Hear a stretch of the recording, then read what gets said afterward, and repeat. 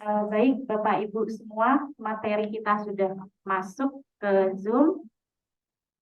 Sekarang kita akan mendengarkan dan kita akan belajar dari beliau. Silakan kepada pemateri Ustazah Siti Nur Azizah, saya persilahkan.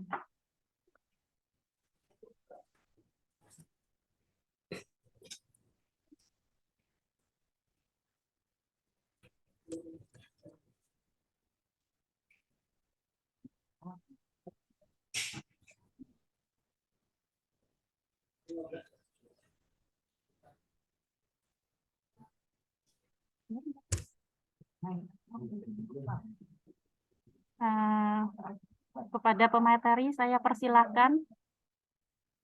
Ya, baik.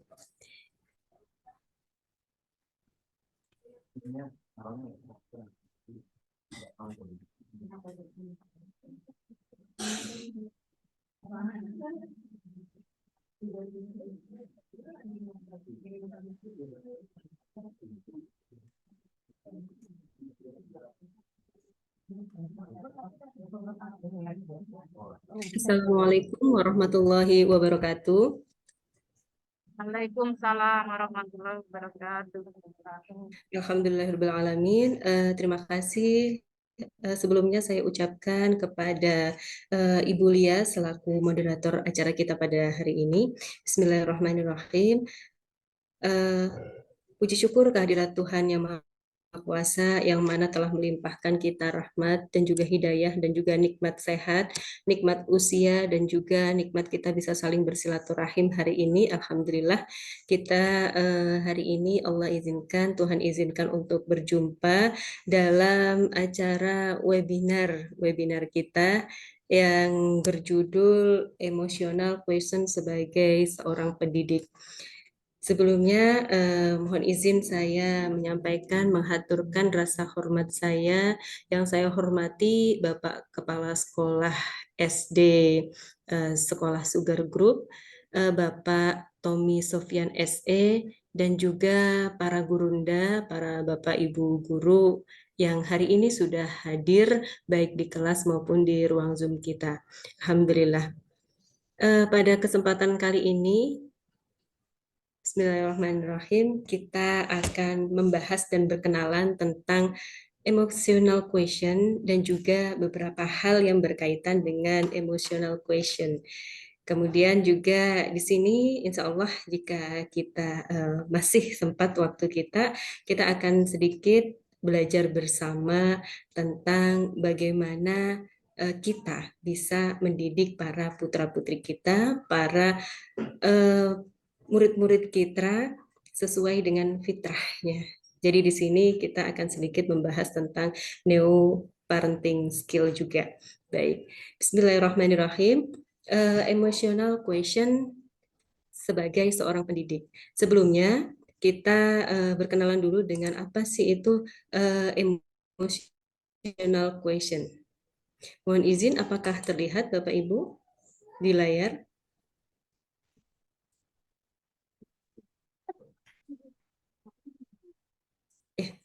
Apakah terlihat jelas, Bapak Ibu?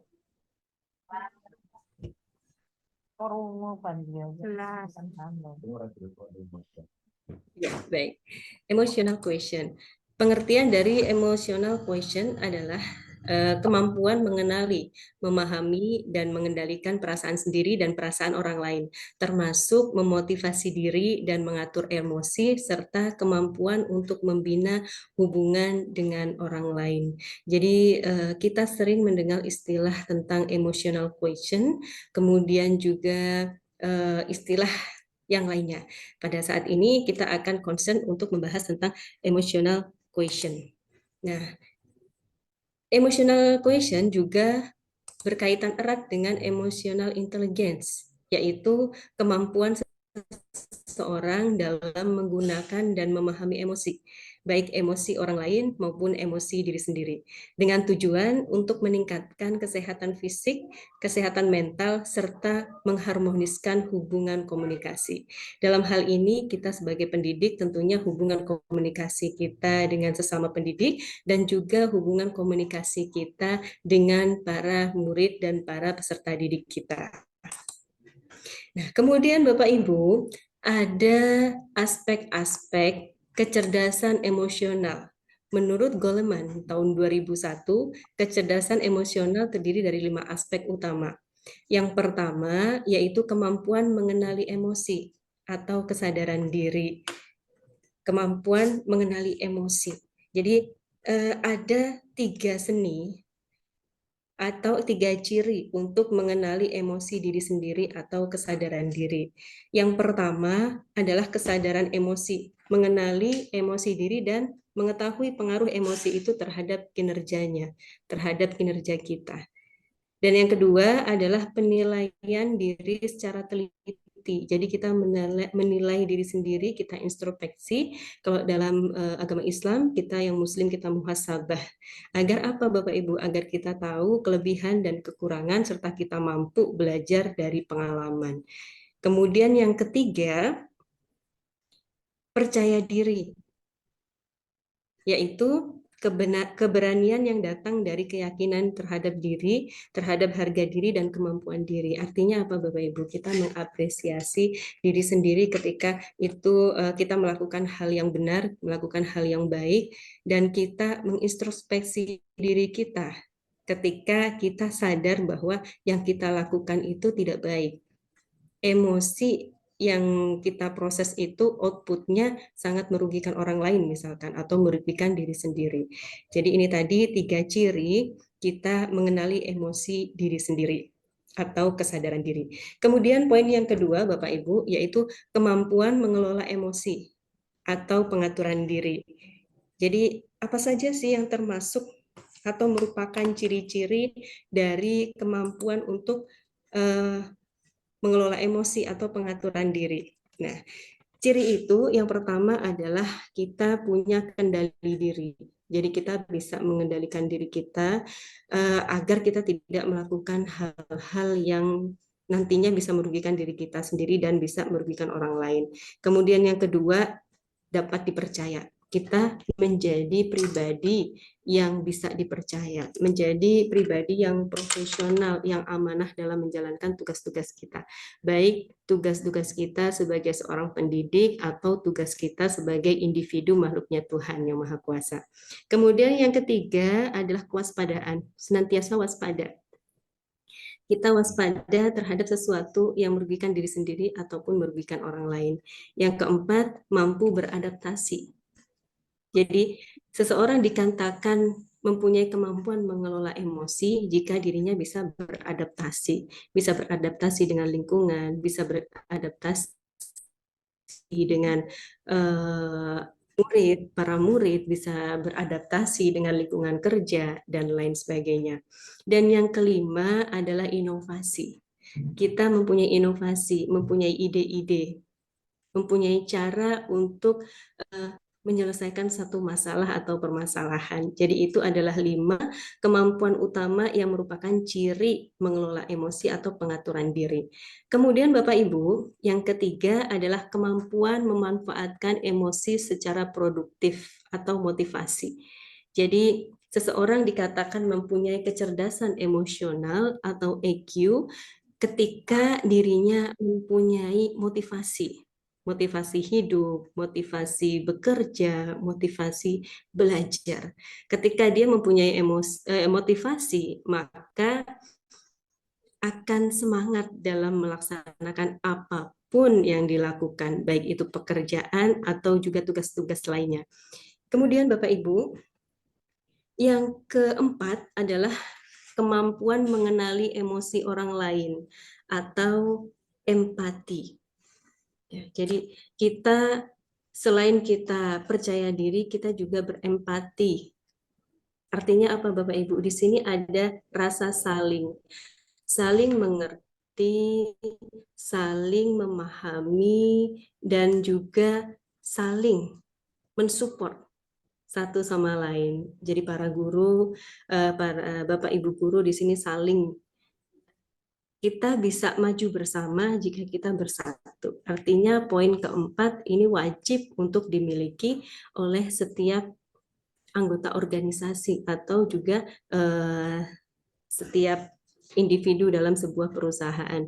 Kemudian yang kelima adalah kemampuan membina hubungan atau keterampilan sosial. Jadi kita seseorang dikatakan mempunyai kecerdasan emosional atau emotional intelligence yang tinggi ketika dirinya mampu membina hubungan dengan orang lain. Jadi mampu bersinergi antara satu dengan yang lainnya. Kemudian ada beberapa ranah kecerdasan emosi. Salah satunya adalah intrapribadi atau inner self. Jadi ini ranah-ranah kecerdasan emosi. Salah satunya yang pertama adalah inner self. Kita hubungan kita dengan diri sendiri. Artinya kita menyadari bahwa hakikat kita sebagai makhluknya Tuhan, hakikat kita dalam Islam, dalam kepercayaan kami umat Muslim, disebutkan dalam kitab kami Al-Quran, wa ma khalaqtul jinna wal insa illa liya'budun. Dan aku tidak ciptakan jin dan manusia selain untuk beribadah kepadaku, kata Allah. Jadi kita sadari bahwa diri kita itu hakikat kita hidup di dunia ini adalah sebagai hamba. Tugasnya hamba apa? Tugasnya hamba adalah beribadah. Dalam artian ibadah di sini luas. Tugas kita beribadah, tugas kita berikhtiar, tugas kita melaksanakan apapun yang menjadi amanah kita dengan sebaik-baiknya. Perkara hasil itu urusan Tuhan. Dan Tuhan akan memberikan yang terbaik untuk kehidupan kita. Analoginya begini Bapak Ibu, jika Tuhan sudah menciptakan apa yang ada di langit dan di bumi ini dengan penciptaan yang sangat sempurna, termasuk Tuhan menciptakan tubuh kita, semua organ dalam tubuh kita ini dengan penciptaan yang sempurna, sangat sempurna. Kita diberikan otak dengan 100 miliar neuron dalam otak kita, dan kesemuanya itu tetap berfungsi dengan baik tanpa kita harus tahu apa saja bagian-bagiannya. Tuhan sudah sedemikian detailnya mengurus semua itu. Apa iya dengan takdir kita, dengan urusan dunia kita, Tuhan tidak mengurusnya? Tuhan akan lebih mengurusin itu. Tuhan akan lebih mengurus semuanya dengan detail. Tugas kita apa Bapak Ibu? Tugas kita adalah beribadah kepada Tuhan. Tugas kita adalah melaksanakan apa yang diamanahkan kepada kita dengan sebaik-baiknya. Tugas kita adalah berusaha. Tugas kita sebagai pendidik, kita berusaha untuk bisa mendidik putra-putri anak didik kita dengan sebaik-baiknya. Kita berikan pelayanan yang sebaik-baiknya, dan semoga outputnya pun akan menjadi positif.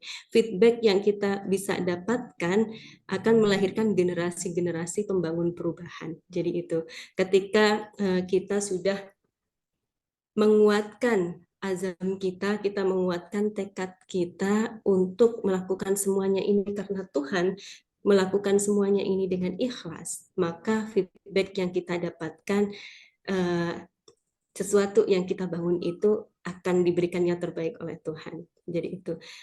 Jadi ada ciri-ciri itu tadi ranah kecerdasan emosi yang pertama, intra pribadi. Kemudian ranah kecerdasan emosi yang kedua, Bapak Ibu, adalah antar pribadi. Artinya apa? Hubungan kita dengan orang lain di sekitar kita itu baik. Jadi kalau dalam Muslim, dalam agama kami, hablum minallah kita baik dan hablum minanas kita juga baik. Seseorang dikatakan mempunyai kecerdasan emosi ketika dia bisa membangun hubungan yang baik dengan orang lain. Jadi yang kedua adalah ranah kecerdasan emosi yang kedua adalah ranah antar pribadi. Kemudian yang ketiga adalah ranah penyesuaian diri, mampu untuk menyesuaikan diri di dalam berbagai keadaan, dalam berbagai kondisi. Kemudian yang kelima adalah ranah pengendalian stres. mampu mengendalikan stres kita, supaya stres kita itu bisa menjadi stres yang positif. Artinya apa, Bapak Ibu? Stres yang positif akan membangun, tetapi stres yang negatif akan menghancurkan atau mengkorosi. Jadi kita dikatakan mempunyai kecerdasan emosi ketika kita bisa mengendalikan itu semua. Kemudian yang kelima, ranah kecerdasan suasana hati yang umum. Jadi kita menjaga suasana hati kita agar tetap dalam ranah yang positif. Artinya kita nggak gampang marah-marah dimanapun kita berada, maupun itu di rumah ataupun mungkin itu di sekolah. Kita tidak gampang tersulut emosi. Jadi tidak sumbu pendek. Artinya ketika kita mau mengeluarkan satu kata-kata, kita proses dulu, kita pikirkan dulu apakah itu mempunyai dampak yang positif atau negatif untuk kita dan juga orang lain. Jadi itu. Kemudian cara mengembangkan emotional quotient. Yang pertama adalah membuka hati. Artinya apa Bapak Ibu? Di sini kita berlapang dada. Karena kalau dalam kitab Al-Quran, dalam kitab kami umat muslim, ada satu doa yang diajarkan oleh Nabi Musa, yaitu Rabbi shrah li sadri wa yassir li amri wahlul 'uqdatam min lisani yafqahu qawli. Dan ini juga bisa diterapkan untuk kita semua secara umum. Jadi ternyata rumusnya kehidupan itu, Bu, jika kita pengen kehidupan kita itu diberikan kemudahan dalam segala hal, kemudian kita mempunyai banyak peluang, kita bisa bersinergi dengan banyak orang, punya banyak kesempatan, ternyata rumus kehidupan ini ada 3. Yang pertama, Robbi shrah li sadri, yaitu lapang dada dulu. Ya Tuhan, lapangkanlah untukku dadaku. Kemudian yang kedua, setelah kita lapang dada, maka Tuhan akan mudahkan urusan-urusan kita. Kemudian yang ketiga, setelah kita lapang dada, Tuhan beri kemudahan dalam kehidupan kita. Kemudian poin yang terakhir adalah kita diberikan kemudahan dalam mencapai tujuan kita. Jadi ternyata itu Bapak Ibu, kuncinya kita bisa dimudahkan dalam segala urusan, kuncinya kita bisa sukses dunia dan juga sukses di akhirat, ternyata ada di lapang dada. Artinya kita melapangkan hati kita membuka diri. Dan membuka diri ini adalah cara mengembangkan emotional quotient yang pertama. Kemudian yang kedua adalah menjelajahi daratan emosi.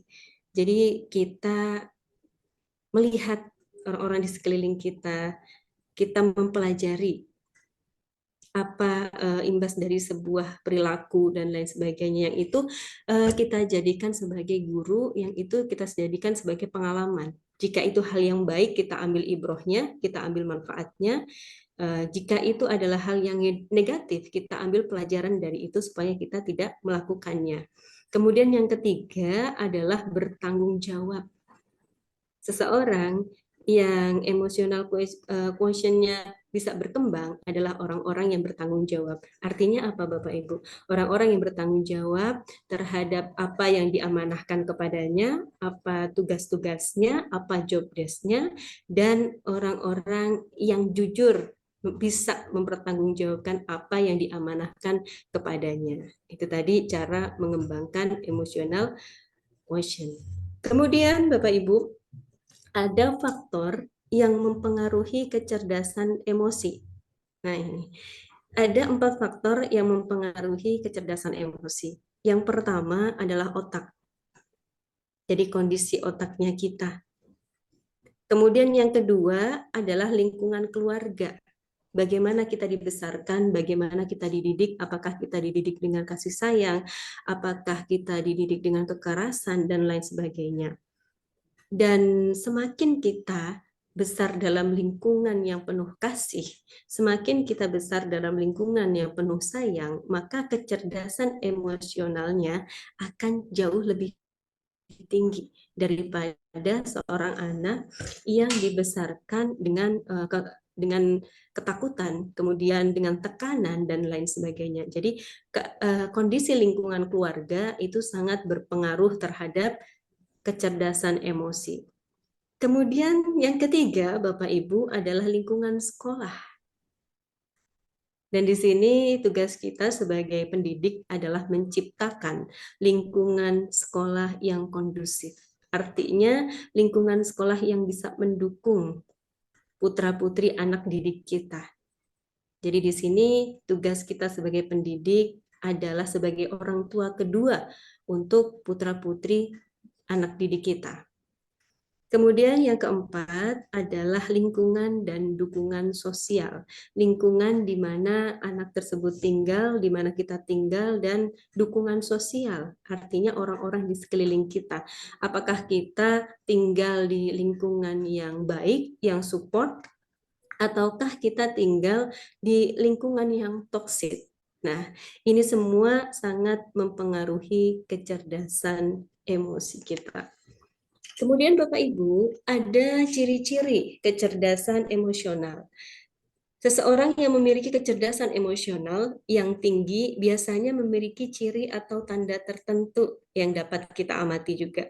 Menurut penelitian Nurita tahun 2012, beberapa ciri individu yang memiliki kecerdasan emosional yang pertama adalah memiliki kemampuan untuk memotivasi diri sendiri dan dapat bertahan dalam menghadapi frustasi.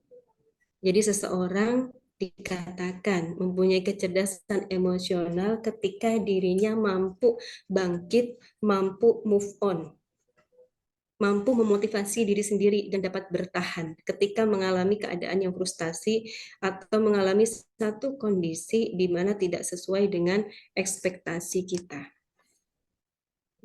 Jadi terkadang dalam kehidupan segala sesuatu itu tidak selalu sesuai sama keinginan kita, tidak sesuai dengan ekspektasinya kita. Ada kalanya Tuhan punya rencana yang jauh lebih baik, Tuhan punya rencana yang jauh lebih indah.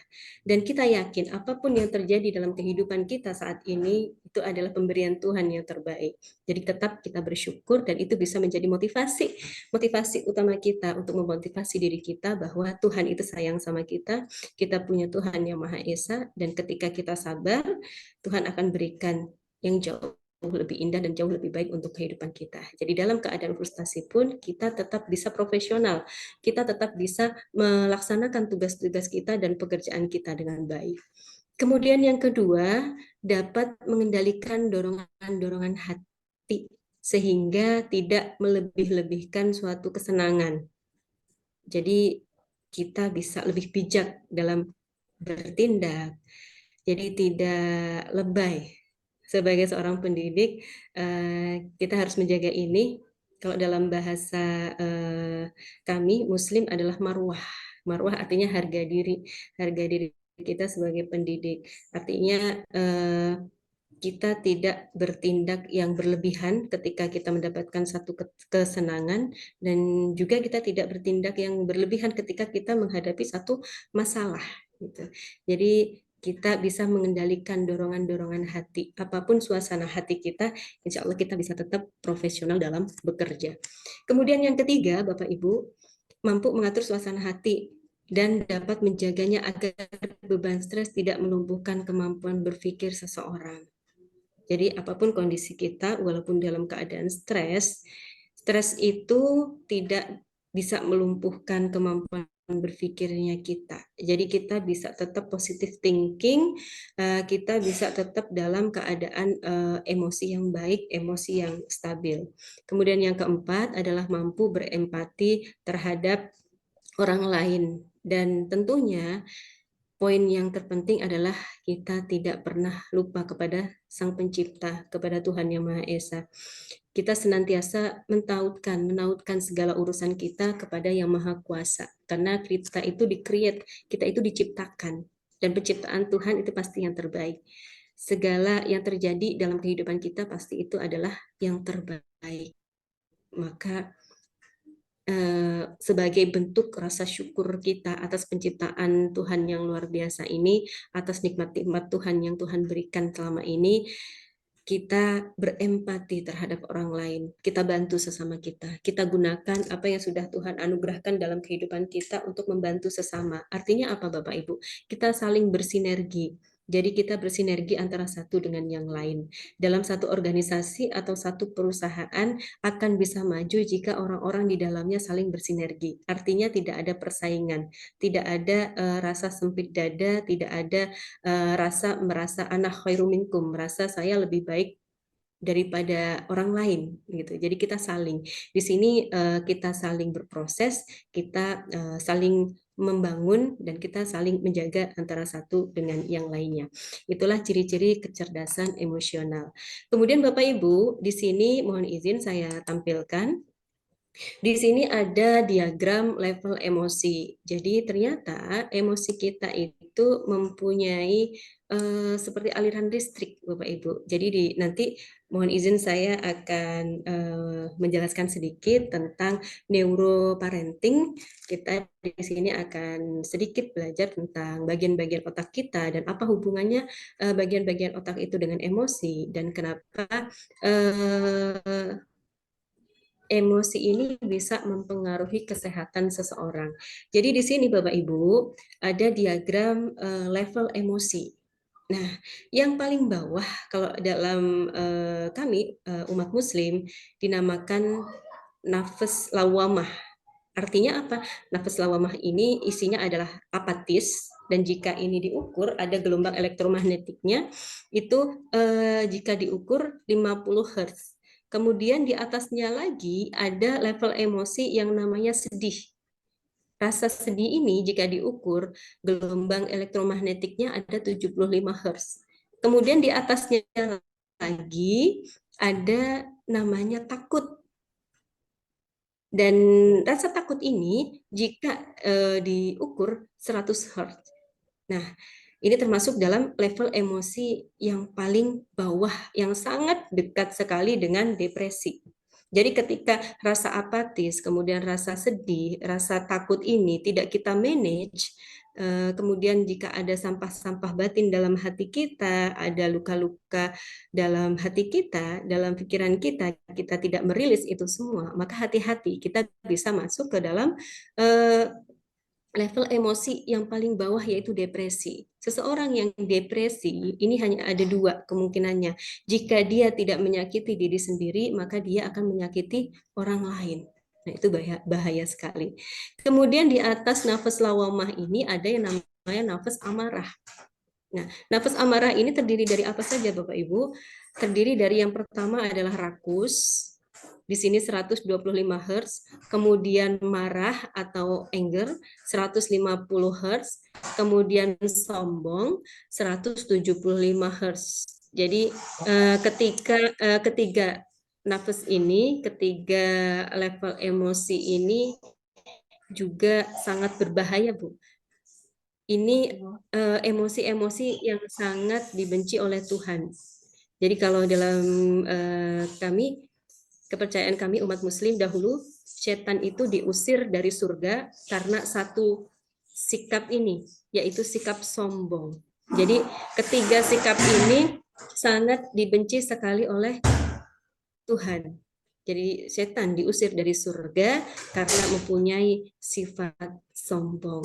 Nah, kemudian nafas lawamah atau dan nafas amarah ini level emosi yang terdiri dari apatis, sedih, takut, rakus, marah, dan rasa sombong ini dinamakan energi negatif. Dan energi negatif ini merusak atau mengkorosi. Jika kita tidak memanage atau kita tidak merilis itu semua, maka ini akan merusak. Baik merusak secara fisik maupun merusak secara mental kita, merusak secara emosional kita.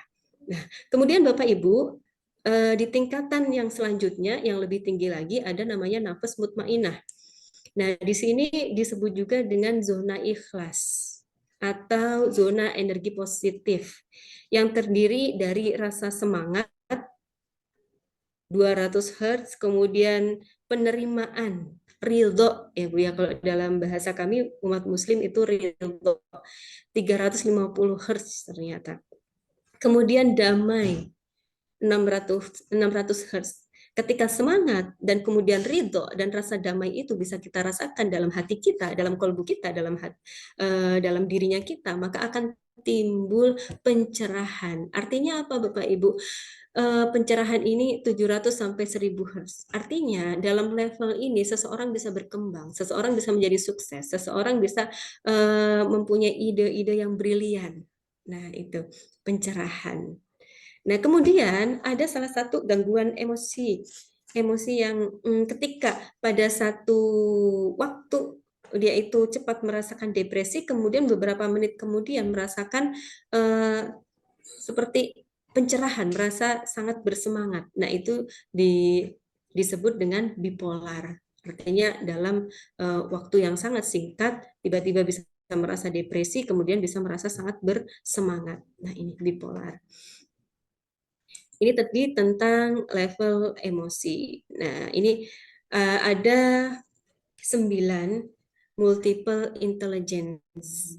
Di sini banyak sekali Bapak Ibu, di antaranya adalah emotional intelligence. Di sini ada yang namanya musikal, kecerdasan musikal, kemudian kecerdasan interpersonal, kecerdasan eksistensi, kemudian kecerdasan verbal, kemudian kecerdasan visual, kecerdasan logika atau matematika, kecerdasan interpersonal, kemudian kecerdasan naturalis dan lain sebagainya. Yang kita ambil pembahasan pada hari ini yang kita menekankan kepada emotional quotient. Baik. Di sini ada perbedaan antara intelligent quotient dan emotional quotient dan spiritual quotient. Jadi kalau intelligent quotient adalah kapasitas untuk memahami dunia, berpikir secara rasional, dan menggunakan sumber-sumber secara efektif ketika menghadapi tantangan. Ini pengertian menurut Robert Feldman.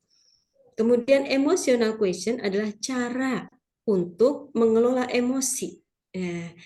Cara untuk mengelola emosi diri pada cara-cara yang positif agar dapat menghadapi perubahan-perubahan dalam hidup secara efektif. Ini pengertian menurut Daniel Goleman. Kemudian spiritual quotient adalah intuisi mendalam dari seseorang untuk memahami makna dan nilai kehidupan. Nah, ini. Jadi saling berhubungan antara intelligence quotient, kemudian emotional quotient, dan spiritual quotient. Tetapi Bapak Ibu, di sini yang bisa paling menentukan kesuksesan atau keberhasilan seseorang itu ternyata bukan di IQ-nya. Ada orang yang IQ-nya biasa-biasa saja, tetapi ternyata dia bisa berhasil. Kenapa Bapak Ibu? Ternyata kalau intelligent quotient atau IQ ini hanya memiliki porsi 20%.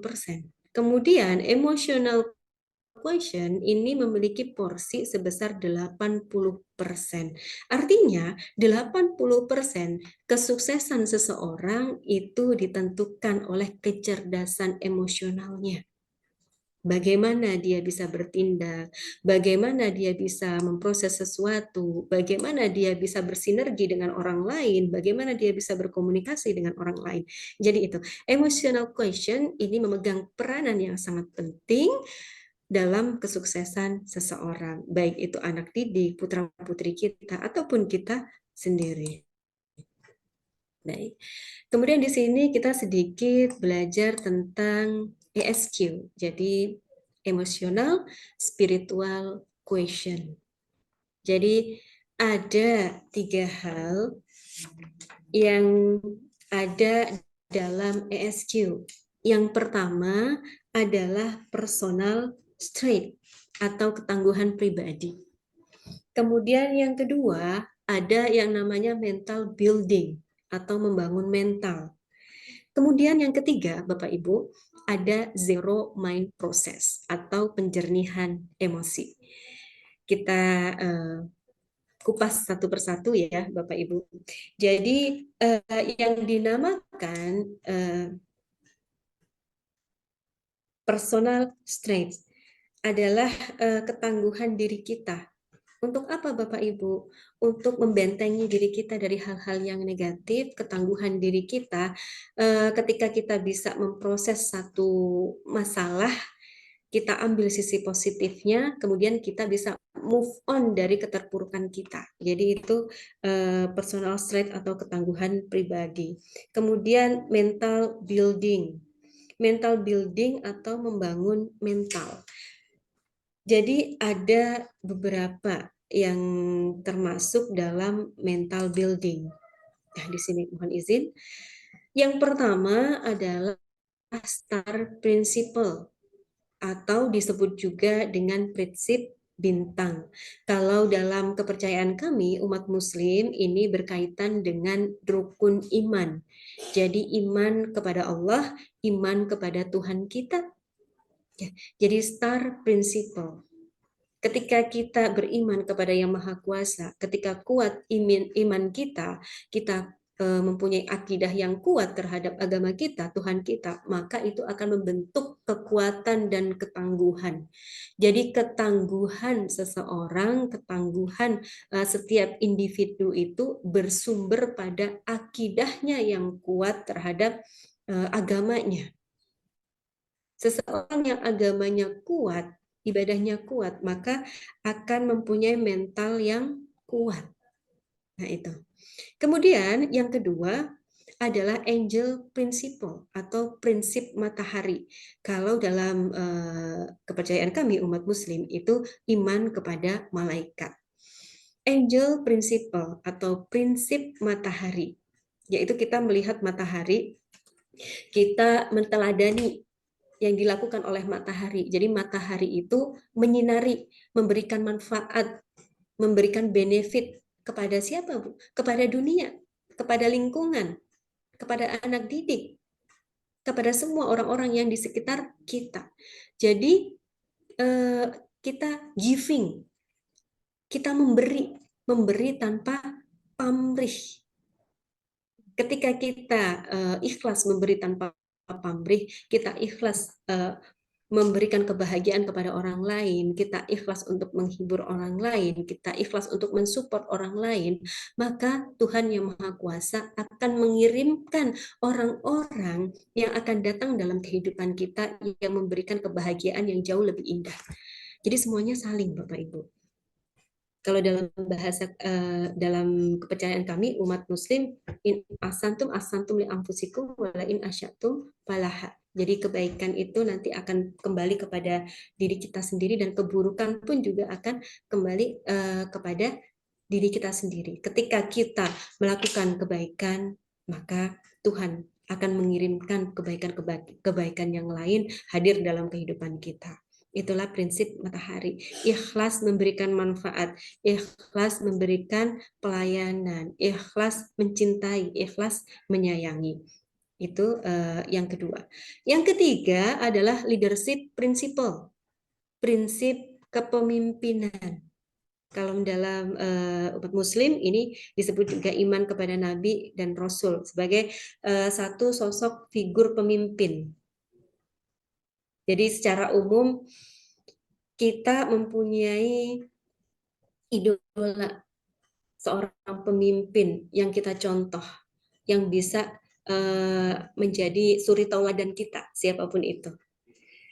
Kemudian yang keempat adalah learning principle atau prinsip pembelajaran. Artinya apa Bapak Ibu? Kita terus belajar, belajar lagi, belajar terus dan terus belajar. Kalau dalam kepercayaan Islam itu iman kepada kitab Allah.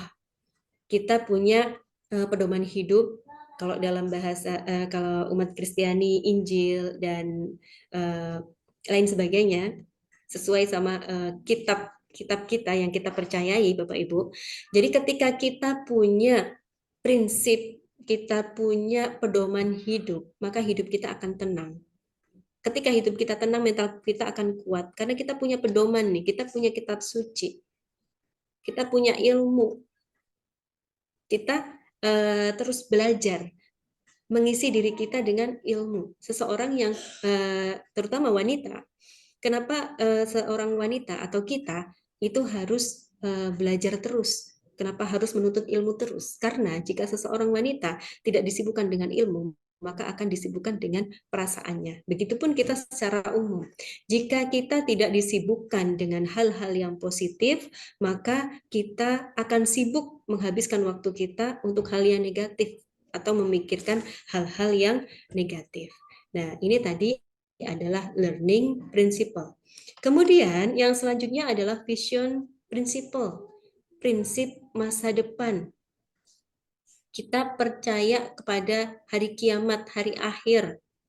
Kita percaya semuanya ini akan berakhir. Segala sesuatu yang ada di dunia ini pasti berakhir. Ada masa berakhirnya. Jadi ketika kita percaya itu, maka kita akan lebih lurus lagi menjalani kehidupan. Kita akan takut dosa. Kita akan perbanyak amal kebaikan, perbanyak amal soleh. Kita akan regulasi emosi kita. Supaya apa? Supaya tidak berubah menjadi satu perbuatan yang dosa. Satu perbuatan yang merugikan diri sendiri dan orang lain. Kemudian yang terakhir adalah well-organized principle atau prinsip keteraturan. Artinya kita beriman kepada ketentuan Tuhan. Kita beriman kepada ketentuan Allah. Segala sesuatu di muka bumi ini kita percaya semuanya ini ada yang mengatur. Yang mengatur adalah Tuhan yang Maha Kuasa. Ketika kita percaya itu, percaya bahwa Tuhan sudah memberikan pengaturan yang begitu sempurna terhadap kehidupan kita. Lalu kenapa kita harus galau, kenapa kita harus bersedih hati, kenapa kita harus takut kepada masa depan dan lain sebagainya.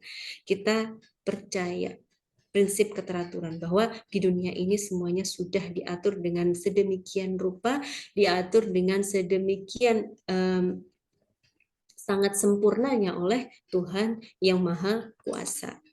Kemudian ketaguhan pribadi, personal strength. Nah, di sini mohon izin ini tadi seharusnya poin yang pertama, tapi mohon izin di sini slide selanjutnya. Personal strength atau ketangguhan pribadi. Nah, personal strength atau ketangguhan pribadi itu yang pertama adalah mission statement. Jadi kita punya visi dan misi, mission statement. Kita punya tujuan, kita punya goal, kita punya pengakuan dan lain sebagainya. Kalau dalam agama Islam, dalam umat Muslim itu terkenal dengan syahadat. Jadi kita mempunyai satu tujuan kita Tuhan yang Maha Kuasa. Kita nanti akan kembali kepada Tuhan, dan untuk kembali kepada Tuhan supaya kita bisa dapat surga, maka kita harus melakukan yang terbaik ketika kita hidup di muka bumi ini, ketika kita masih Tuhan anugerahkan usia gitu. Jadi kita punya misi yang kita lafalkan, yang kita ucapkan. Supaya apa? Supaya ketika kita ucapkan itu akan membuat tubuh kita mengeluarkan aura semangat gitu. Jadi ada mission statement.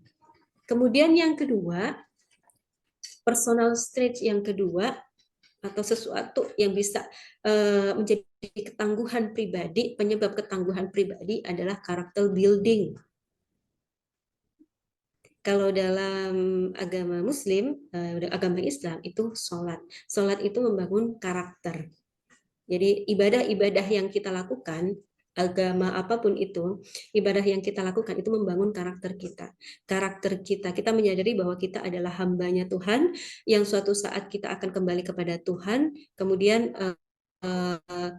karena kita yakin kita akan kembali kepada Tuhan, maka kita berusaha untuk melakukan yang terbaik, mempunyai karakter yang baik. Supaya apa? Supaya kita tidak mendapatkan dosa.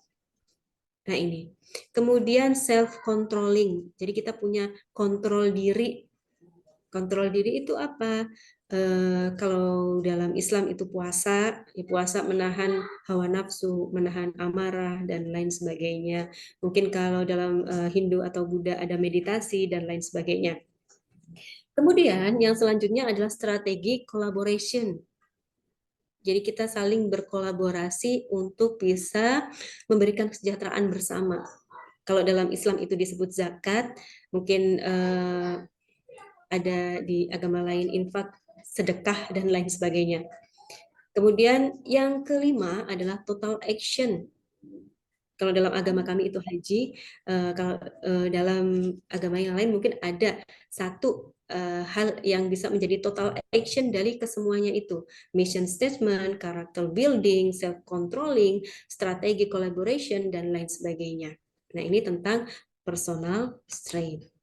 Kemudian ESG dalam pendidikan Islam, atau ini juga bisa diadopsi untuk pendidikan umum juga. Jadi di sini kita tetapkan tujuan pendidikan.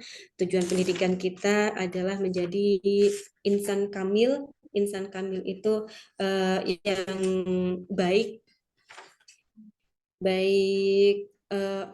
pribadinya, kemudian baik budi pekertinya, kemudian baik tutur bahasanya, dan juga mempunyai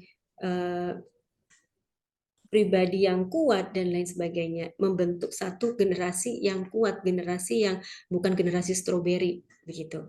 Kemudian yang kedua, kurikulum pendidikan, yaitu Pancasila, kemudian Sisdiknas, kemudian keimanan kita, kepercayaan kita kepada Tuhan Yang Maha Esa.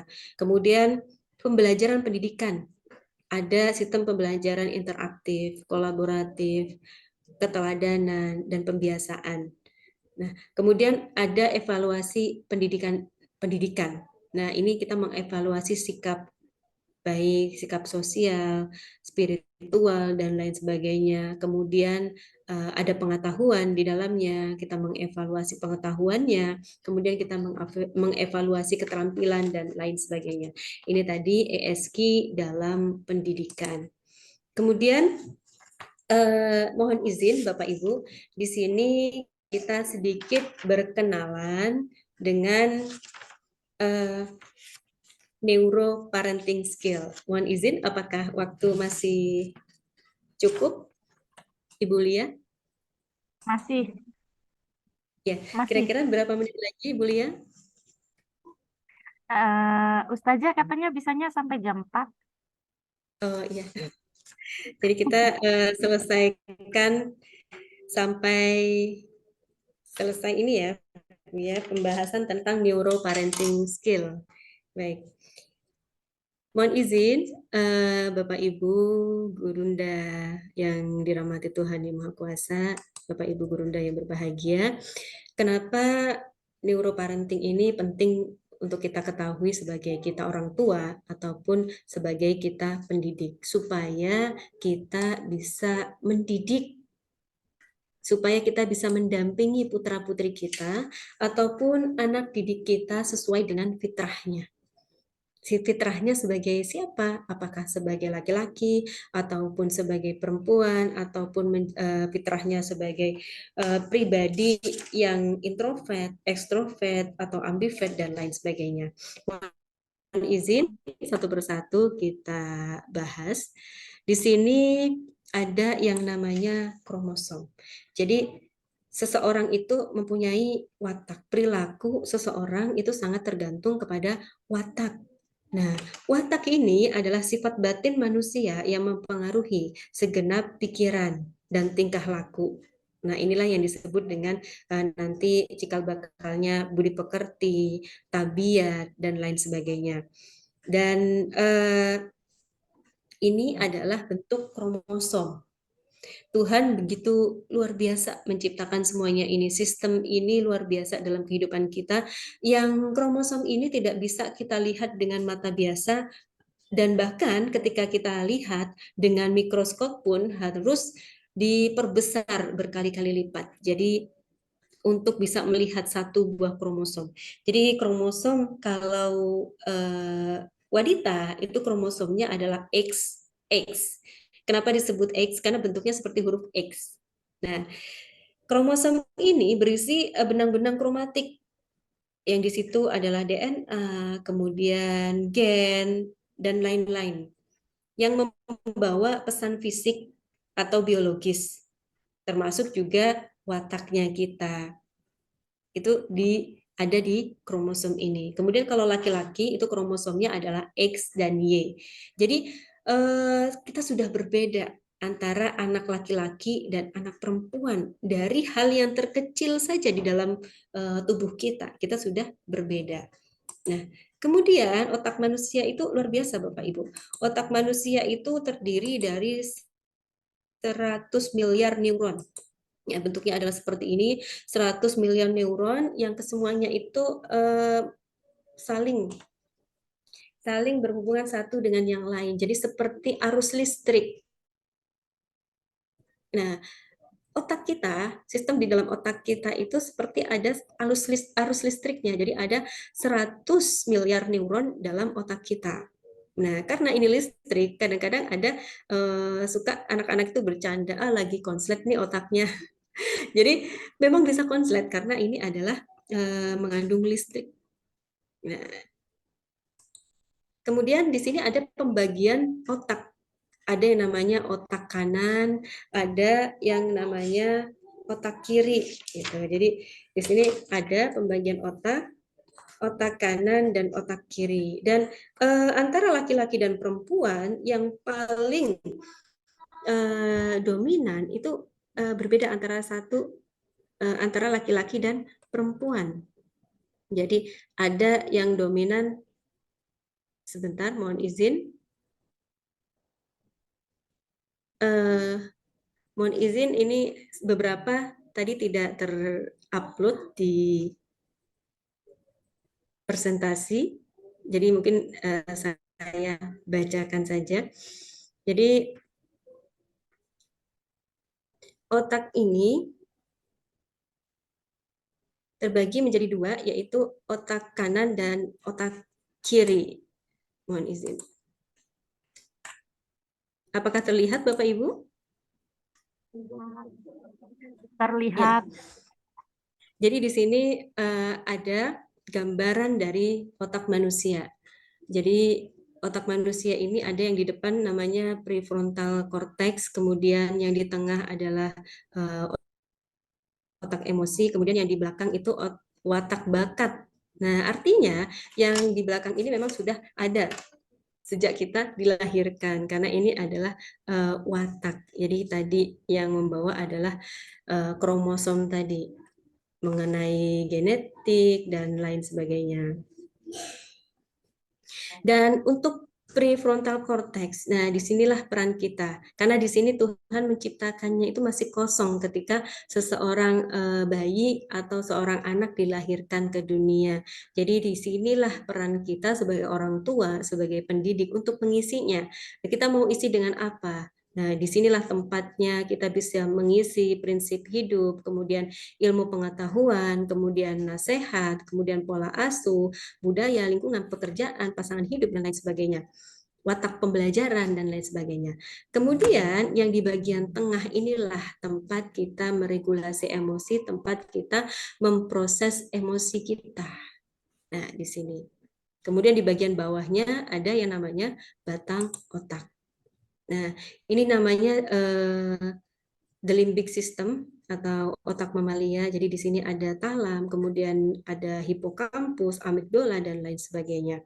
Disinilah tempat kita memproses emosi kita, dan emosi kita itu nanti setelah diproses akan diteruskan oleh batang otak ke seluruh tubuh, yang ketika hasil prosesnya itu baik atau positif, maka akan mensugesti, memerintahkan kepada seluruh tubuh kita untuk melakukan kebaikan.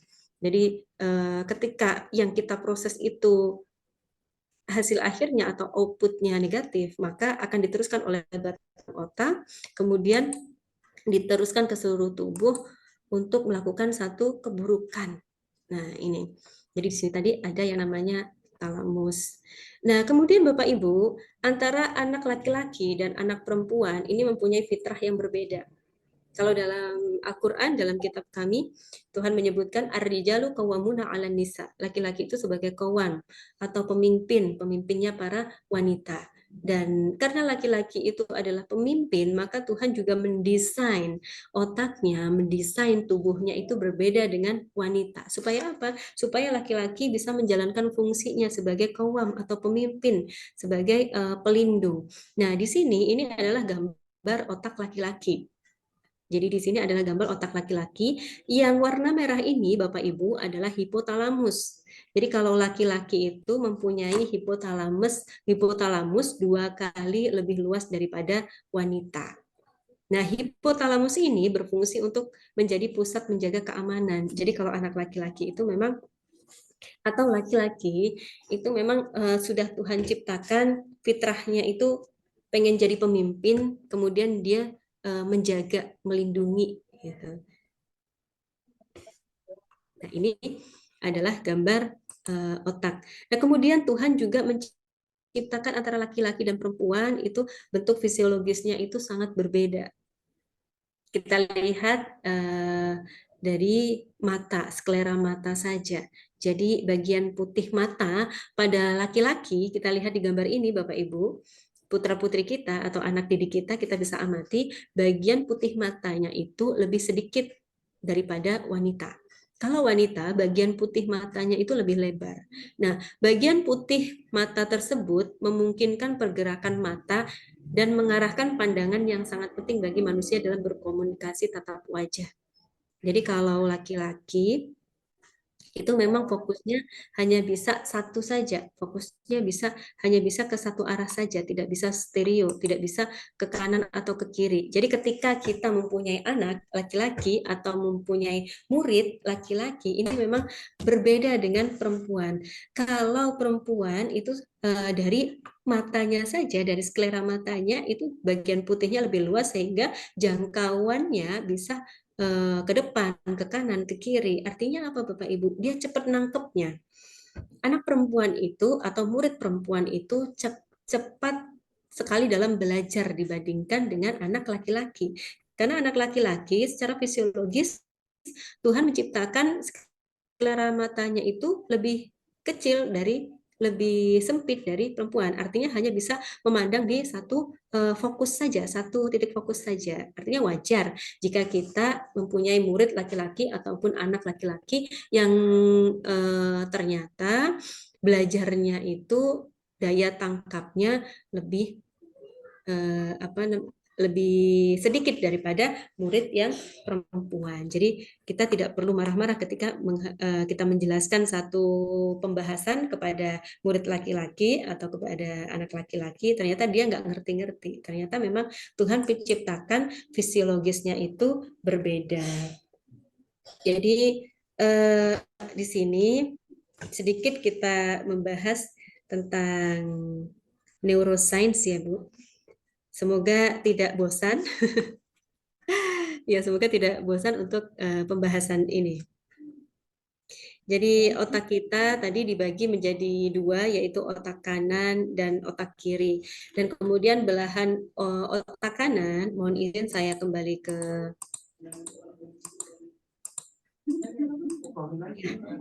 gambar otak. Jadi belahan otak kanan ini berisi tentang imajinasi, kemudian ide, intuisi, hayalan, warna, gambar, kemudian rileks, kemudian bermain, bergerak, benda, musik, irama, teknologi, dan juga sintesa.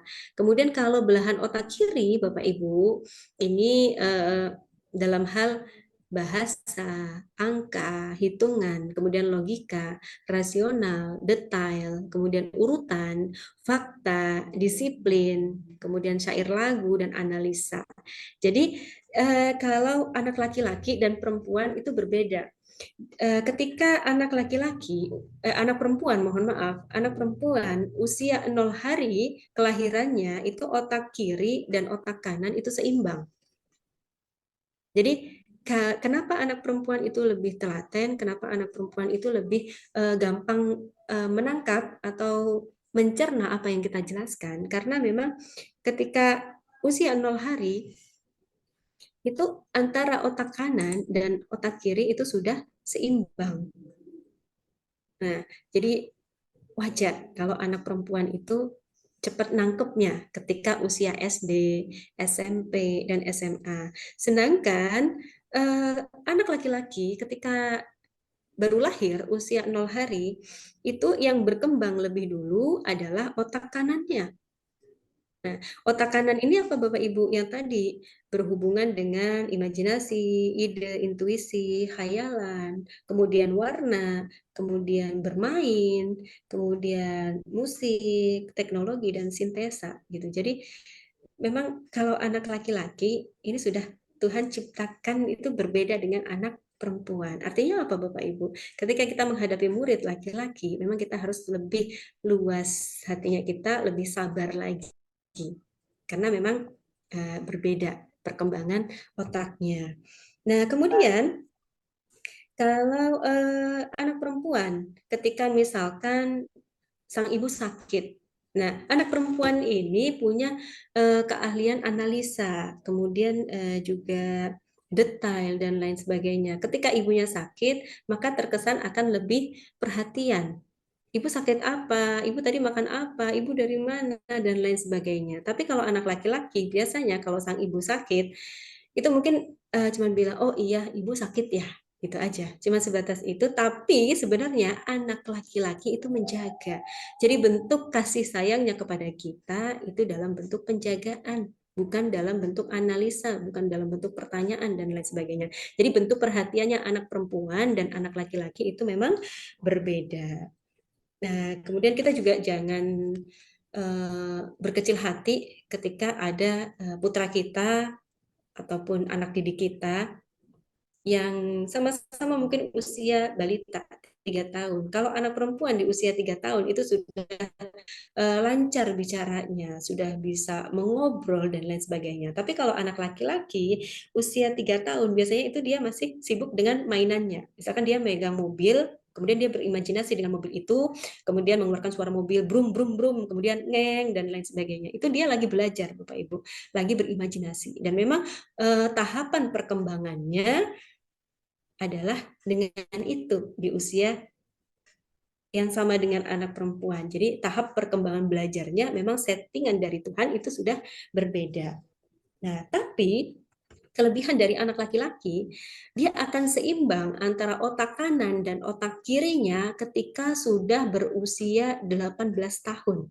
Nah, ketika sudah berusia 18 tahun, artinya sudah lulus SMA, sudah mulai masuk ke jenjang perkuliahan, maka akan muncul semua potensi-potensinya. Jadi perkembangan otak kanan dan otak kiri di usia 18 tahun itu sudah seimbang. Nah, itu kenapa ketika kita mungkin mempunyai mahasiswa atau mempunyai anak yang sudah kuliah, nah di perkuliahan itu biasanya ketua BEM, ketua mahasiswa itu adalah laki-laki. Nah, wanita di usia 18 tahun itu kembali ke fitrahnya. Kalau di usia SD, SMP, SMA, seorang anak perempuan itu bisa jadi ketua kelas, bisa jadi ketua OSIS, dan lain sebagainya. Itu masih bisa. Usia SD, SMP, jadi seorang pemimpin, jadi ketua kelas itu masih bisa. Tetapi ketika dia sudah dewasa, sudah berusia 18 tahun, maka dia akan kembali ke fitrahnya. Maka biasanya ketika di universitas yang menjadi ketua BEM itu adalah laki-laki, kemudian wanitanya kemana, anak perempuannya kemana? Nah, anak perempuan ini kembali ke fitrahnya. Jadi apa? Jadi misalkan bendahara, kemudian seksi konsumsi, kemudian juga sekretaris dan lain sebagainya. Itulah kembali kepada fitrahnya. Jadi antara anak laki-laki dan perempuan ini sudah Allah berikan kelebihan dan keutamaan masing-masing. Gitu, Masya Allah. Nah, kemudian Bapak Ibu, kita berkenalan dengan watak anak-anak atau watak kita pada umumnya. Jadi di sini ada 3 watak. Yang pertama adalah introvert, kemudian yang kedua adalah extrovert, kemudian yang ketiga adalah ambivert. Apa itu perbedaan antara introvert, kemudian extrovert, dan ambivert? Introvert itu ciri-cirinya lebih memilih ada di tempat yang sepi. Nah, kemudian lebih produktif ketika di tempat yang tertutup. Artinya memang minatnya, bakatnya itu akan muncul ketika dia sendirian. Nah, itu tipe anak yang introvert atau seseorang yang introvert. Kemudian extrovert itu lebih sering lebih bersemangat ketika bertemu dengan orang baru. Senangnya di tempat yang ramai. Kebalikannya ya Bu ya, kalau introvert senangnya di tempat yang sepi, kalau ekstrovert senangnya di tempat yang ramai, yang banyak orang. Dan akan lebih produktif jika berada di tempat yang terbuka. Jadi kreativitasnya itu akan muncul ketika ada di tempat yang terbuka, ketika dia bertemu dengan banyak orang dan lain sebagainya. Nah, itu adalah watak yang kedua. Kemudian yang ketiga, Bapak Ibu, adalah ambivert. Ambivert ini tergantung situasi dan kondisi. Ada satu waktu dia itu pengen sendiri, ada satu waktu dia itu pengen berada di tempat yang ramai. Jadi tergantung situasi dan kondisi. Kemudian terkadang tertutup, terkadang juga terbuka. Jadi tergantung bagaimana suasana hatinya. Nah itu tiga watak anak atau watak seseorang. Nah, kemudian Bapak Ibu di sini supaya kita tidak mengantuk, jadi mungkin ini bisa kita aplikasikan ke anak-anak kita, ke putra-putri kita. Jadi ini ada games atau kuis agar kita, cara cepat kita bisa mengetahui watak seorang anak atau watak seseorang. Nah, boleh dibantu Bapak Ibu, Ibu Lia, mungkin dibantu untuk Bapak Ibu, mohon izin menyiapkan satu lembar kertas, boleh buku atau kertas apapun dan alat tulis. Nah, di sini boleh kita siapkan Bapak Ibu. Sejenak kita kembali ke usia kita ketika 8 tahun. Jadi supaya kita bisa mengetahui tipe karakter kita yang sebenarnya itu kita kembali ke usia kita di mana kita masih SD atau 8 tahun. Karena ketika kita sudah dewasa, kita karakter kita juga banyak dipengaruhi juga oleh lingkungan, kemudian tingkat pendidikan, kemudian teman-teman kita dan lain sebagainya. Jadi sejenak kita kembali lagi ke usia kita, flashback lagi ke usia kita di saat kita 8 tahun atau usia SD. Nah, di sini ada satu games atau satu kuis yang bisa kita lakukan. Jadi kita bayangkan kita ketika bermain teater sewaktu usia sekolah dasar, itu biasanya kita memilih untuk jadi apa? Pilihan yang pertama adalah penonton, pilihan yang kedua adalah sutradara, pilihan yang ketiga adalah penulis skenario, pilihan yang keempat adalah ya. Mohon izin saya mengikuti. Ya, mohon diulangi. Mohon diulangi ketinggalan.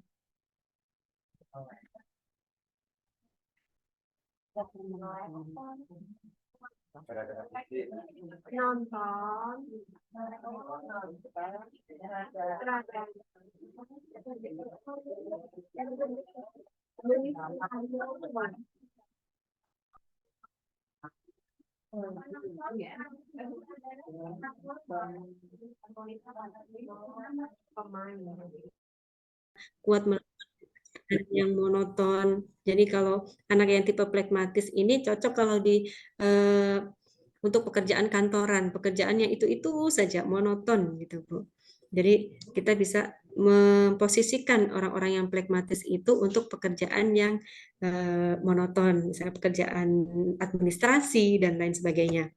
Kemudian berpikir senantiasa ingin seimbang, pengennya itu seimbang, nggak pengen ada percekcokan dan lain sebagainya. Suka tersenyum dan mengangguk, orang yang suka ramah ya Bu ya, senangnya senyum-senyum, ngangguk ya, itu tipe yang flekmatis. Kemudian senang membantu orang lain. Sebenarnya anak flekmatis itu banyak sisi positifnya, tetapi karena terlalu santai, jika kita tidak membantunya, jika kita tidak memberikan pengertian yang baik, maka ini bisa menjadi ke arah yang negatif, akhirnya menjadi objek bulian.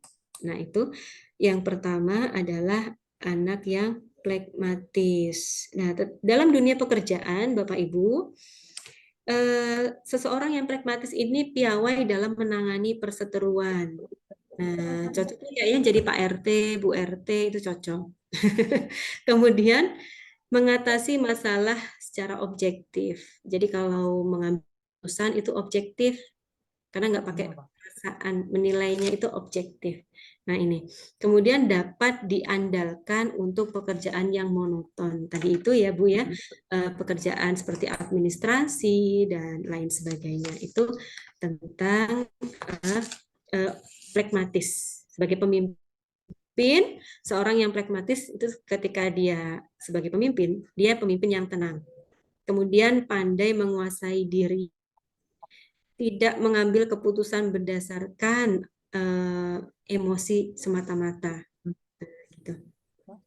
Kemudian tips menghadapi tipe yang pragmatis tadi ya Bun ya, berikan motivasi secara langsung dan bersabar. Jadi kalau ngadepin anak yang pragmatis memang kita harus lebih sabar karena anaknya santai banget ketika dia tidak akan membantah perkataan kita. Misalkan ada murid kan ini disapu gitu. Jadi dia cuma bilang iya Bu, tapi dia iya Bu saja, tidak bergerak ya. Itu tipe yang pragmatis. Misalkan kita di rumah, ayo Kak cepetan belajar. Iya Bunda, gitu misalkan.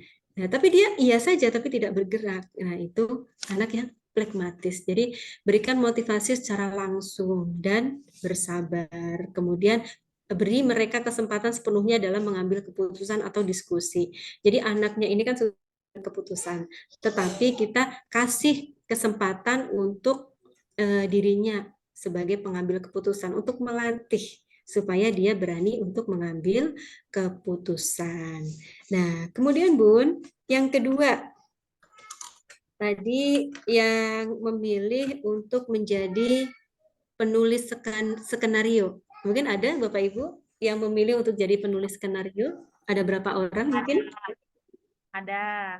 Ada, Alhamdulillah. Jadi kita ada contoh realnya ya Bu ya.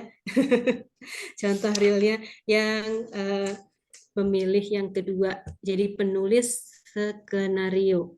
Penulis skenario ini ternyata tipe yang melankolis. Jadi kalau anak didik kita, ketika kita berikan kuis ini, ternyata dia menulis di jawabannya penulis skenario. Ternyata dia adalah seseorang yang karakteristiknya adalah melankolis.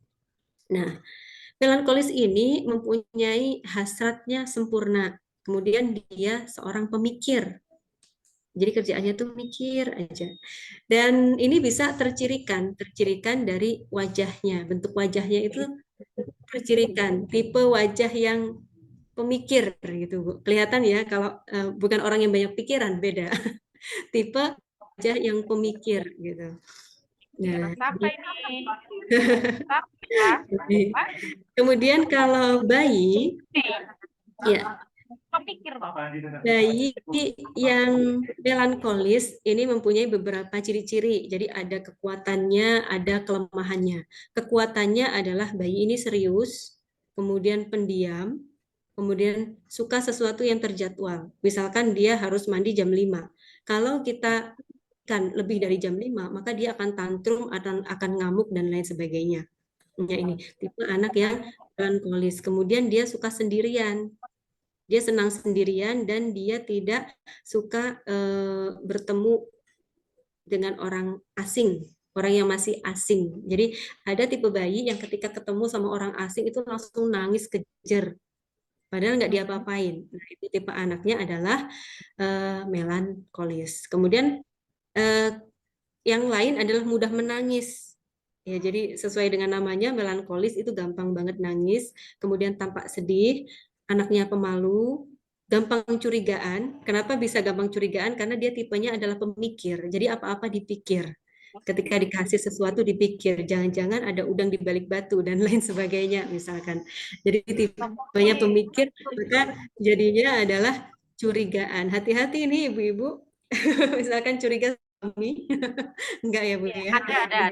Saja, mohon maaf. Kemudian sangat bergantung. Jadi anak-anak yang melankolis ini memang lebih cenderung manja, lebih manja ke kita, manja ke guru gitu misalkan. Jadi ketika kita tiba-tiba ada anak murid yang suka gelayutan, tiba-tiba kita datang udah disambut, dipeluk, kemudian gelayutan nempel sama kita, kemana-mana nempel, kita kekal ikutin. Ini tipe anak yang melankolis. Nah, ini.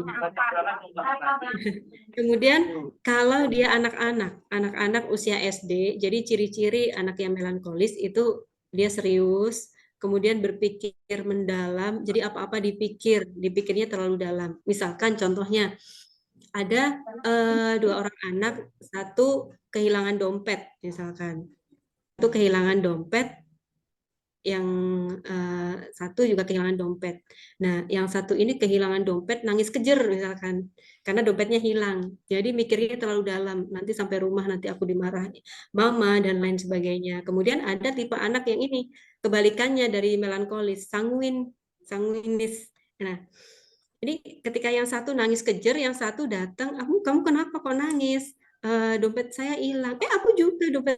Aku juga hilang gitu. Jadi yang satu ekspresinya itu sangat sedih, yang satu ekspresinya itu tetap ceria walaupun kasusnya sama, kehilangan dompet. Nah, itu. Jadi kita bisa melihat dari sekian anak didik kita itu nanti bisa besok kita praktekkan ya Bu ya.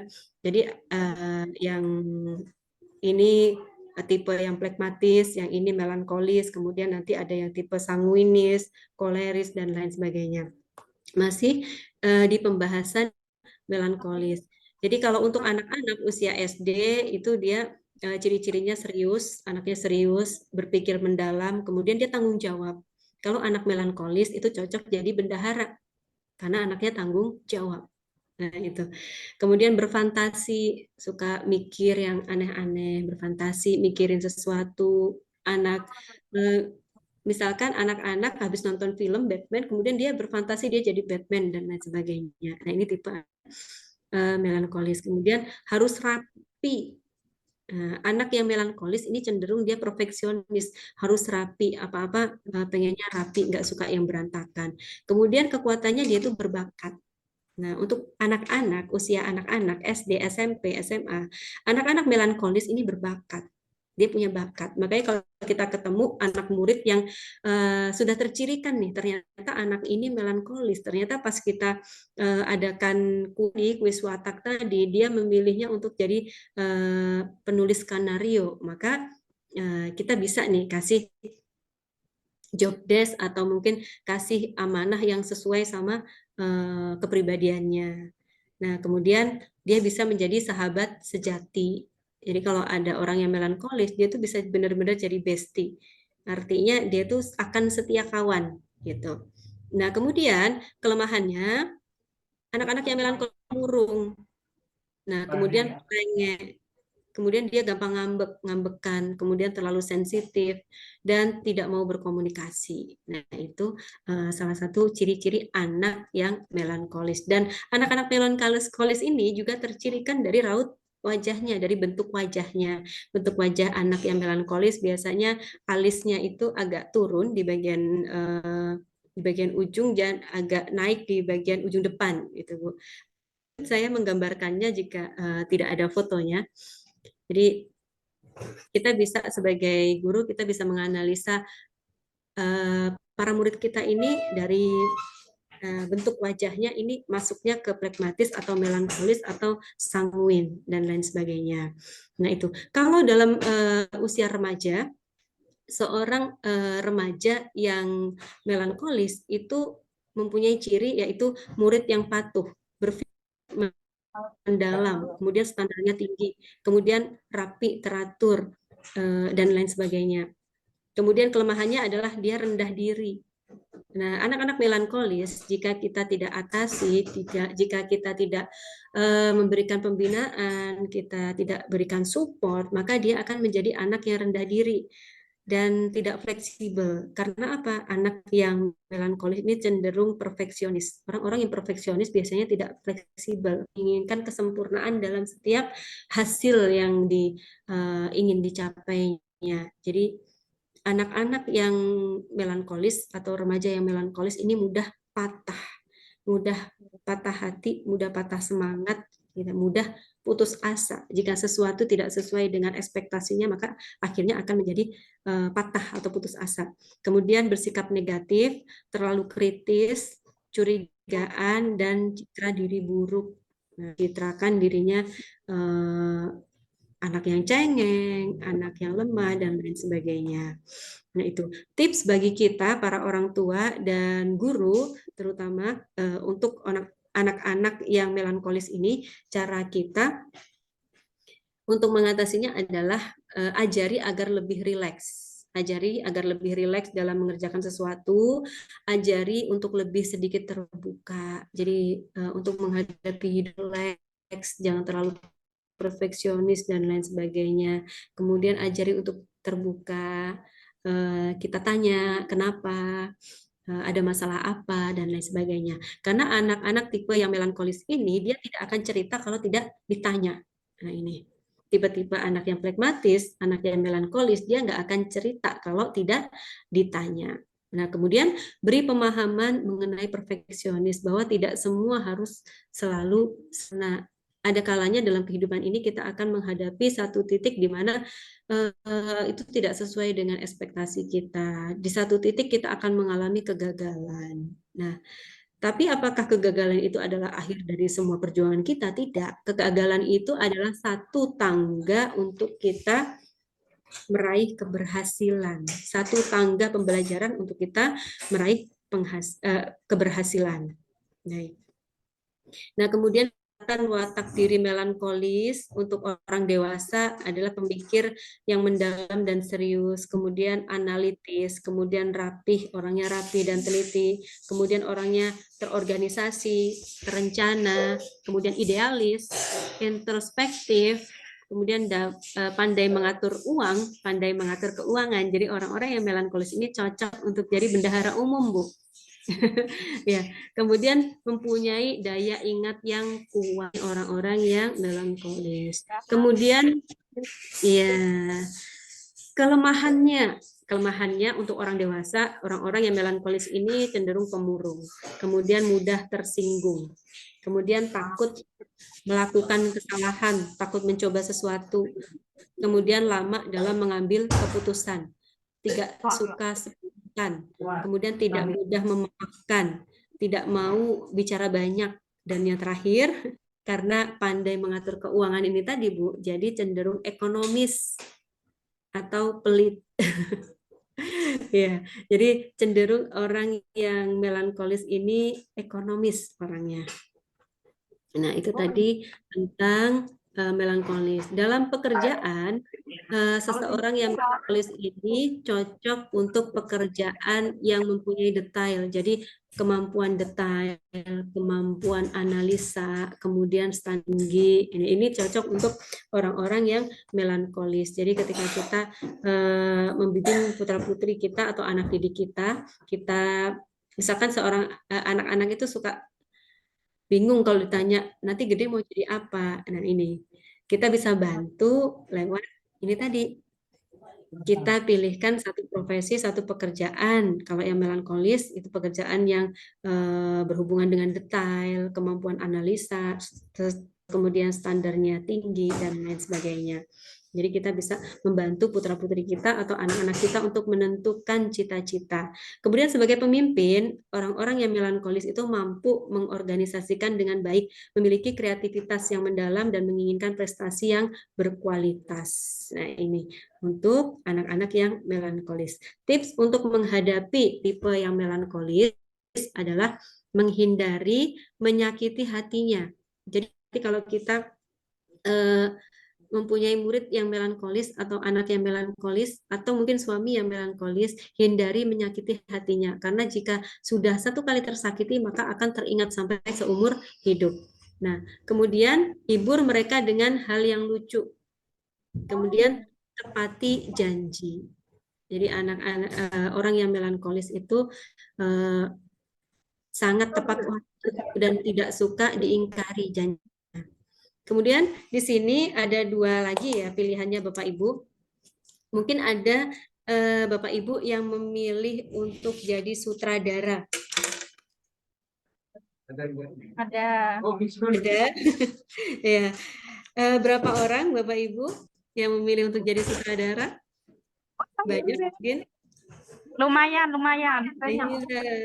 Berarti calon pemimpin aktif. Nah, ini. Jadi sutradara ini adalah tipe yang koleris. Nah, hasratnya adalah mengatur, kemudian sebagai pelaku atau objeknya. Jadi cocok untuk menjadi pemimpin. Jadi calon pemimpin aktif ini adalah anak-anak yang koleris. Nah, jadi hasratnya itu mengatur. Kemudian kalau sesuatu itu tidak sesuai sama pengaturannya, itu tidak sesuai sama kemauannya, biasanya kalau anak-anak itu langsung tantrum, nangisnya sampai jejeritan, dan kadang cenderung untuk jengkelin. Nah, itu tipe anak yang koleris. Tapi ada kelebihannya tipe anak yang koleris ini. Kelebihannya adalah cepat banget paham, cerdas, anaknya cepat banget ngerti, dan juga cepat selesai, walaupun tulisannya mungkin nggak kebaca sama kita, gitu. Tapi tipe-tipe anak yang koleris itu cepat banget ngertinya, kemudian cepat banget kalau mengerjakan soal dan lain sebagainya. Semuanya serba cepat, semuanya serba kilat, gitu. Nah, yang jadi masalah adalah ketika anaknya adalah anak yang koleris, sementara bundanya adalah tipe yang plekmatis. Gitu. Ketika seorang ibunya plekmatis, anak tipe yang koleris, anak yang koleris ini nggak bisa diem, Bu. Jadi dia hanya bisa diem itu dalam hitungan 1-2 menit saja. Di menit yang ketiga dia akan loncat. Nah, ketika seorang ibu memiliki anak yang koleris, ketika menyusui, mungkin ibunya tertidur, anaknya akan loncat, gitu. Anaknya akan jadi pergi kemana-mana. Nah, kita agak ekstra untuk menghadapi tipe anak yang koleris. Jadi bayi yang koleris ini mempunyai kekuatan yang pertama aktif, kemudian energik, kemudian berkemauan keras, dan cepat berkembangnya, cepat banget perkembangannya. Kemudian cepat bergerak, berani. Nah, ini. Jadi tipe anak-anak misalkan kalau di kelas itu ada tipe yang aku aja Bu yang jadi ketua kelas, saya aja Bu yang jadi pemimpin. Tipe anak yang menunjukkan dirinya. Nah, ini tipe anak yang koleris. Pada bayi kelemahannya adalah terlalu banyak menuntut, terus anak yang koleris ini, baik bayi ataupun anak-anak, dia akan berisik, ngomong terus gitu ya Bu ya. Kemudian suka melempar-lempar barang dan sulit untuk mengantuk. Nah, sulit ngantuk, kayaknya tuh energinya selalu full gitu ya. Energinya tuh kayaknya nggak habis-habis. Itu tipe anak yang koleris. Nah, ciri khas anak yang koleris itu suka mengatur. Nah, jadi kalau misalkan kita ketemu anak murid yang koleris, dia sudah bilang, Bu, saya saja Bu, saya aja yang jadi ketua kelas, saya aja yang memimpin, saya aja yang di depan. Nah, terus kemudian kita taruh dia di belakang, mungkin dia akan mengikuti perintah kita. Iya, ya udah di belakang aja. Tapi kita lihat Bu, di belakang nanti dia ngatur yang di belakang. Artinya di belakang nanti dia akan berisik. Nah, solusinya Bu untuk kita para guru ketika kita mempunyai murid-murid yang tipenya kolerik, maka kita kasih uang ke dia untuk bisa mengekspresikan dirinya. Jadi kalau anak koleris ini ditaruh di belakang, pasti dia akan berisik, dia akan ganggu temennya, dan lain sebagainya. Karena memang ciri khasnya itu suka mengatur, suka ngomong, suka bicara. Gitu. Jadi ketika ditaruh di belakang, dia akan membuat keributan. Kemudian anak remaja yang koleris. Nah, anak remaja yang koleris itu ciri-cirinya adalah agresif dan aktif, kemudian dia cocok jadi pemimpin, kemudian dia percaya diri, dia punya kemampuan untuk memecahkan masalah, dan kompeten dalam keadaan yang darurat. Jadi kalau ada keadaan darurat, misalkan sekolah kebakaran dan lain sebagainya, anak-anak yang koleris ini akan cepat untuk mengambil keputusan. Ayo teman-teman lewat sini, ayo ikutin saya dan lain sebagainya. Itu tipe anak yang koleris. Dan juga kelebihan yang lain adalah bertanggung jawab. Nah, tips untuk kita para orang tua atau para guru yang ketemu sama anak yang koleris, tips menghadapinya itu bagaimana? Yang pertama adalah ajari sabar. Karena tipe anak yang koleris ini menggebu-gebu, Bu. Seringkali bikin kita itu capek hati, capek pikiran, capek fisik gitu ya, Bu ya. Jadi anaknya itu tipenya menggebu-gebu, sukanya ngatur dan lain sebagainya. Jadi ajari untuk sabar. Kemudian ajari untuk tidak memaksakan kehendak. Jadi kita ajari anak kita atau anak didik kita nggak boleh memaksakan kehendak. Karena ini dunia. Dunia ini tidak selalu sesuai sama yang kita mau. Nah, dunia ini punyanya Tuhan. Dunia ini tempatnya banyak orang. Nggak selalu kamu bisa mendapatkan apa yang kamu mau. Jadi seperti itu. Kemudian ajari cara mengendalikan diri agar tidak cepat-cepat dalam belajar. Jadi anak yang tipe koleris biasanya dia itu tuh kalau ngejain tugas atau mengerjakan sesuatu itu pengennya cepet, pengennya instan, walaupun akhirnya hasilnya salah semua. Nah, itu karena dia pengennya buru-buru, serba buru-buru. Maka kita sebagai orang tua atau sebagai guru, ajari cara mengendalikan diri agar tidak cepat-cepat dalam belajar. Pahami pelan-pelan gitu. Ada tahapan-tahapan yang harus kita lewati, harus kita pahami. Nah, kemudian beri apresiasi langsung atas apa yang dikerjakan, atas prestasinya. Jadi kalau anak yang tipe koleris ini, memang kalau dia berhasil dalam melakukan sesuatu, harus diapresiasi. Kalau nggak diapresiasi, nanti dia marah. Misalkan dia berhasil nih mengatur kelas, dia berhasil jadi ketua kelas, kemudian kita nggak mengapresiasinya, nggak amat, nggak ngasih ucapan terima kasih, biasanya dia marah. Gitu. Jadi dia pengen diapresiasi. Itu untuk anak yang koleris. Kemudian kekuatannya tadi bisa jadi pemimpin yang kuat, kemudian pemikir yang cepat, pekerja keras, mandiri, kompetitif, dan lain-lain. Kalau dalam hal pekerjaan, yang cocok untuk tipe anak yang koleris ini adalah pekerjaan yang dapat mencapai lebih banyak dari siapapun dan dalam waktu yang lebih singkat. Artinya orang yang koleris ini sangat ambisius. Jadi memang cocok dia jadi pemimpin.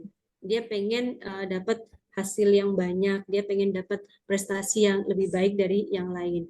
Dalam hal pekerjaan dapat mencapai lebih banyak daripada siapapun dalam waktu yang lebih singkat. Nah, kalau misalkan pekerjaan yang berhubungan dengan target, dia itu cepat achieve target dalam waktu yang singkat gitu. Kemudian berorientasi pada target. Kalau sudah ditentukan targetnya, dia pengennya lebih dari target itu. Nah, ini cocok untuk jadi general manager di satu perusahaan dan lain sebagainya. Kemudian berkembang dalam kompetisi. Nah, dia suka berkompetisi. Ini tipe-tipe anak yang koleris. Kemudian sebagai pemimpin, kecenderungan untuk memimpin, senangnya memimpin, kemudian mempunyai naluri yang kuat untuk sesuatu hasil, kemudian dinamis dan aktif, sangat memerlukan perubahan dan lain sebagainya. Dan tips kita menghadapi anak yang koleris adalah sedikit mengalah, karena kalau anak yang koleris ini, kalau kita lawan, dia akan semakin menjadi. Jadi kita sedikit mengalah. Kemudian sadari jika mereka itu bukan jahat. Sebenarnya mereka itu bukan jahat. Orang yang koleris itu sebenarnya bukan jahat, tapi hanya karakternya saja yang hasratnya itu pengen selalu ngatur, ngatur, dan ngatur. Mungkin Bapak Ibu punya pasangan hidup yang tipenya koleris, ya banyak sabarnya Bu. Banyak sabarnya, banyak ngalahnya. Karena sebenarnya pasangan hidup kita itu nggak jahat. Bukannya dia bawel, tapi memang pembawaannya, karakteristiknya yang ada di kromosomnya itu gennya ya memang dia sifatnya koleris, punya hasrat mengatur yang tinggi gitu. Jadi kita lapangkan dada kita, banyak mengalah gitu. Jangan dimasukkan ke dalam hati. Ya. Jadi itu tipe yang koleris. Kemudian pemain. Nah, ada yang memilih Ya, Ada. memilih untuk jadi pemainnya atau jadi artisnya. Ya, memilih untuk jadi pemain. Nah, ini adalah tipe sanguinis. Nah, hasratnya itu adalah gembira. Anak-anak yang sanguin itu selalu gembira dalam keadaan apapun, dia itu selalu gembira. Seperti yang saya contohkan tadi, misalkan ada dua orang, yang satu kehilangan dompet, yang satu juga kehilangan dompet, yang satu bisa nangis gulung-gulung, nangis dengan begitu sedihnya, yang satu datang tapi dengan gembira. Kamu kenapa kok nangis? Dompet aku hilang, misalkan kata satu yang nangis, yang bersikap pragmatis atau melankolis tadi. Kemudian yang ini, yang sanguinis itu datang dengan cerianya, aku juga aku hilang, nah gitu. Dia selalu berpikir segala sesuatu itu yang membahagiakan, segala sesuatu itu biasa aja, wajar aja kok dompet aku hilang, bukan hanya aku sendiri yang dompetnya hilang, teman aku juga dompetnya hilang gitu misalkan. Jadi kalau anak yang tipe sanguinis ini hasratnya adalah gembira dan dia sebagai pembicara, dia senang berbicara gitu, dia senang cerita dan lain sebagainya. Nah, kemudian tipe karakteristik wajah anak yang sanguinis, wajahnya itu selalu tersenyum gitu ya Bu ya. Jadi ada tipe wajah kalau dia diam saja itu tuh sudah kelihatan ramah dan lain-lain. Jadi wajahnya selalu ceria, wajahnya tersenyum. Dan kalau pada bayi, bayi tipe eh, sanguinis ini ada ciri-cirinya, kekuatannya adalah bermata besar dan cemerlang. Nah, kalau kita, ini salah satu ciri karakteristik anak-anak sanguinis. Misalkan kita punya anak atau kita punya anak murid yang matanya itu besar, matanya besar dan cemerlang. Nah, ini adalah tipe anak yang sanguinis gitu. Kemudian senang berceloteh, cerewet banget gitu ya Bu ya. Kemana-mana tuh pengennya cerita. Nah, kemana-mana tuh pengennya cerita, apa aja diceritain. Kemudian selalu ingin tahu, kepo, apa aja ditanyain. Nah, ini tipe anak yang sanguinis. Kemudian kelemahannya, menjerit-jerit minta digendong karena mau main. Nah, jadi suka minta gendong nih anak-anak bayi-bayi tipe yang sanguinis, kemudian suka pamer. Nah, ini sifat buruknya karena dia senang bercerita, kalau dia tidak punya objek untuk diceritakan, maka dia akan menceritakan diri. Akhirnya apa, Bu? Senang pamer dan lain sebagainya. Dan nah, kemudian tahu bahwa dia manis. Tahu kalau dia itu gemesin, dia itu lucu, dia itu manis ya. Jadi dia percaya diri, gitu, Bu. Dia suka ikut campur dengan berceloteh. Jadi kalau ada kita punya anak atau mungkin anak didik kita lagi ngobrol, tahu-tahu dia nimbrung aja. Mau ngikut aja urusan apa, urusan ibunya, urusan gurunya, itu pengen aja pengen nimbrung. Nah, itu adalah tipe anak yang sanguinis. Nah, kemudian itu tadi ciri-ciri pada bayi. Kalau pada anak-anak, anaknya itu ciri-cirinya kekuatannya adalah berani. Sisi positifnya adalah berani dan periang. Kemudian polos dan spontan. Anaknya gampang nyeletuk, apa aja diceletukin gitu ya Bu ya. Kemudian anaknya tuh antusias. Kalau belajar itu dia paling semangat, antus. Kemudian suka senang-senang. Nah, senangnya itu jalan-jalan, sukanya bersenang-senang gitu. Kemudian terus berceloteh, ngomong aja nggak ada capeknya gitu misalkan ya Bu ya. Nah, kemudian kelemahannya, sisi negatifnya tidak teratur, anaknya itu cenderung ceroboh. Kemudian tidak ada tindak lanjut, ngerjain sesuatu cuma separuh-separuh, habis itu ditinggalin, nggak ada tindak lanjutnya. Nah, itu tipe anak-anak yang sanguinis. Kemudian cepet bosan, Bu cepet pulang Bu, aku bosan, aku capek, aku ngantuk. Nah itu kadang-kadang kita suka ada ketemu anak murid yang seperti ini ya Bu ya, aku capek, aku bosan, aku ngantuk, aku pengen pulang Bu. Akhirnya dia bikin keributan aja, ngomong aja sendiri ketika dia merasa bosan. Kemudian selalu maunya dipuji, haus akan pujian, pengennya bentar-bentar dipuji.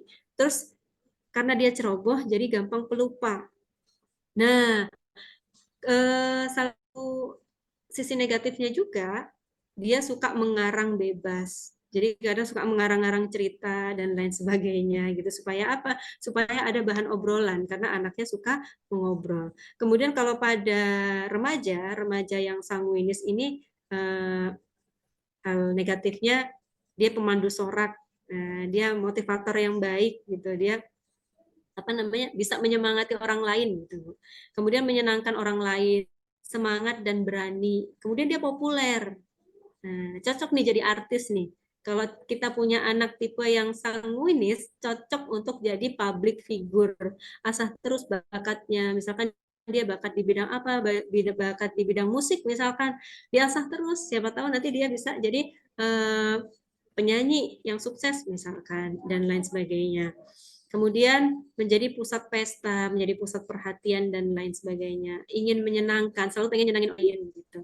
Jadi itu remaja-remaja yang sanguinis. Tapi kelemahannya dia gila perhatian dan pujian. Nah, nanti kalau ada misalkan kalau remaja ini itu sangat rentan dengan yang namanya narkoba, narkolema, kemudian juga pergaulan bebas dan lain sebagainya. Nah, orang-orang yang melakukan kejahatan di luar sana, misalkan dia adalah predator seks dan lain sebagainya, itu belajar juga parenting gitu. Mereka itu mempelajari parenting, mempelajari bagaimana caranya bisa menarik perhatian anak-anak gitu, supaya bisa mau deket sama mereka dan lain sebagainya. Nah itu kita jangan sampai kalah dengan para pelaku kejahatan yang mereka aja belajar parenting. Kenapa kita tidak? Nah ini ada kelemahan dari tipe remaja yang sanguinis adalah gila perhatian dan pujian. Ketika dia mendapatkan perhatian, maka dia akan menjadi nyaman sama seseorang yang memberikan pujian dan perhatian tersebut. Akhirnya apa? Akhirnya nanti dia akan dekat. Nah, bahayanya jika yang memberikan pujian itu adalah orang jahat dan lain sebagainya, maka dia akan bisa jadi terbawa gitu. Kemudian manipulatif, kemudian kreatif, cari alasan, gampang cari alasan juga. Misalkan ada tipe anak sanguinis, kemudian dia telat berangkat sekolah, dia pintar cari alasan. Saya begini, begini. Selalu ada alasan dalam setiap solusi gitu. Bukan ada solusi dalam setiap masalah, tapi selalu ada alasan dalam setiap solusi gitu ya Bu ya orangnya. Kemudian mudah diajak menyimpang. Nah ini berbahaya sekali. Remaja yang tipe sanguinis karena dia itu gila pujian, kemudian dia senang dipuji, senang diapresiasi dan lain-lain, dia itu gampang diajak menyimpang. Demi apa? Demi popularitas. Misalnya aku pengen populer di sekolah, kalau aku nggak bergabung sama geng A, misalkan sementara geng A itu adalah geng yang negatif, selalu melakukan hal-hal yang negatif, karena dia hanya karena pengen populer, akhirnya dia nyemplung di situ. Akhirnya apa Bu? Akhirnya ke bawah akhirnya mudah untuk diajak. Kemudian kelemahannya yang lain adalah overacting, tidak bisa diam dan tenang, dan suka gosip. Nah ini tipe orang yang sanguinis. Jadi tips untuk kita, para orang tua dan para guru, ketika kita menghadapi tipe anak yang sanguinis, ini ajari untuk mengelola segala sesuatu. Kemudian yang kedua, ajarin untuk menunggu orang lain selesai bicara. Jangan memotong bicaraan. Kemudian yang ketiga, ajari untuk disiplin dengan waktu. Nah, mungkin itu saja Bapak Ibu, sedikit. Alhamdulillah, Masya Allah sudah jam 4.20. Iya, sudah jam 4.20 kebersamaan kita pada hari ini. Semoga kebersamaan kita ini bisa memberikan manfaat, menambah ziyadatul khair, ziyadatul barokah, bisa menambah manfaat. Dan juga ya, kita semua senantiasa dalam lindungan Tuhan Yang Maha Esa. Kita senantiasa Allah berikan kesehatan, baik kesehatan fisik, kesehatan hati, kesehatan mental, dan juga kita bisa terus berlatih ya Bu ya, bisa terus berlatih, terus berproses untuk menjadi para pendidik yang baik, para pendidik yang mempunyai emotional question yang baik. Mungkin itu saja sedikit dari saya. Jika ada kesalahan, saya mohon dibukakan pintu maaf yang seluas-luasnya. Terima kasih atas kesempatan yang diberikan. Terima kasih kepada Bapak Ibu atas kehadirannya. Terima kasih kepada Bapak Ibu pengajar SD Abadi Perkasa. Terima kasih. Dan juga terima kasih kepada Ibu Moderator, Ibu Lia. Mungkin saya cukupkan. Iya, Ustazah. Ini. Ustazah, Cija. Ustazah. Iya, silakan. Ya, kami ucapkan terima Ya. kasih atas waktu yang diberikan. Sekarang kami minta waktu sebentar untuk foto bersama. Oh, baik, baik, dengan senang hati, Oke. Ibu. Iya, terima kasih. Gedein.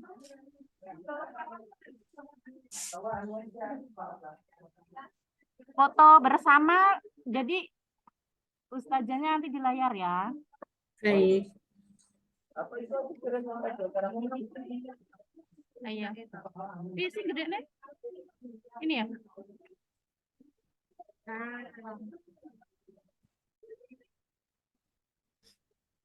Sebentar kita foto bersama ya.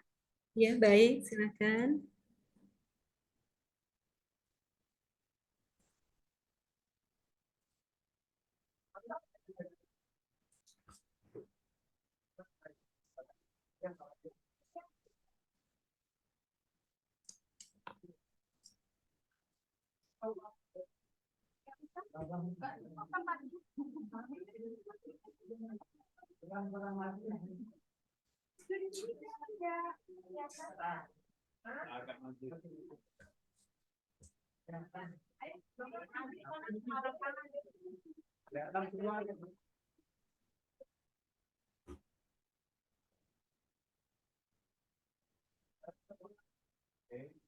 Satu, dua, tiga.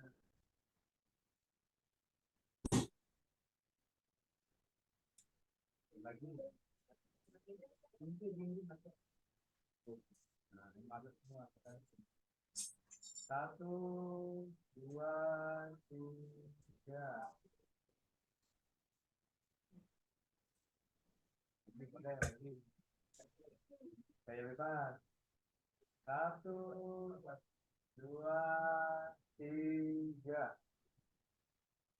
Oke, Pak.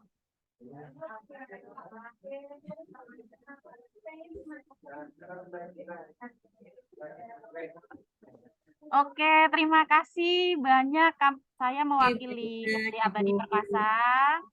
Terima kasih atas waktu yang diberikan. Mudah-mudahan kita bisa Zoom kembali di lain waktu. Insya Allah. Terima kasih. Terima kasih. Terima kasih. Mohon Terima izin kasih. undur diri, Bapak Ibu. Ya. Terima kasih banyak. Ya. Assalamualaikum warahmatullahi wabarakatuh. Waalaikumsalam warahmatullahi wabarakatuh.